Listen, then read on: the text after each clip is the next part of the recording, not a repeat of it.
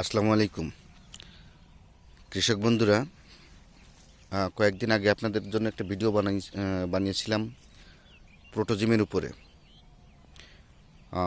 আমি এই ক্ষেতটাতে প্রোটোজিম ব্যবহার করছিলাম। সেই সময় এই ক্ষেতের অবস্থা কী ছিল, আপনারা যারা প্রোটোজিমের উপরে বানানো ভিডিওটা দেখেছেন তারা জানেন যে সেই সময় এই ক্ষেতের অবস্থা কী ছিল।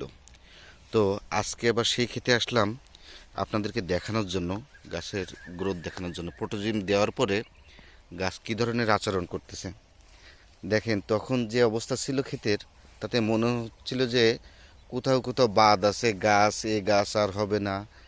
গাছের অবস্থা খুবই খারাপ, হেলথ একেবারে সিরিয়াস অবস্থা, মানে খুবই নাজুক অবস্থা ছিল গাছগুলোর, যার কারণে প্রোটোজম দিছিলাম আমি। তো এখন দেখেন বন্ধুরা, গাছের অবস্থা দেখতেছেন, গাছ একেবারে পাগলের মতন উঠে গেছে। এত সুন্দর গাছ হয়েছে যে আমার অন্যান্য যে ক্ষেত, এই ক্ষেতের থেকেও ভালো হয়ে যাবে। এই ক্ষেতগুলোর অবস্থা আগে অনেক ভালো ছিল। এটাও রানিওয়ান পেঁয়াজের ক্ষেত, পেঁয়াজের বীজের ক্ষেত। তো এই ক্ষেতটার অবস্থা খুবই খারাপ ছিল, দুর্বল ছিল, মনে হচ্ছিল এই ক্ষেতটা আর হবেই না। কিন্তু প্রোটোজিম দেওয়ার পরে অসাধারণ অসাধারণ রেজাল্ট, যা বলে বোঝানোর মতন না।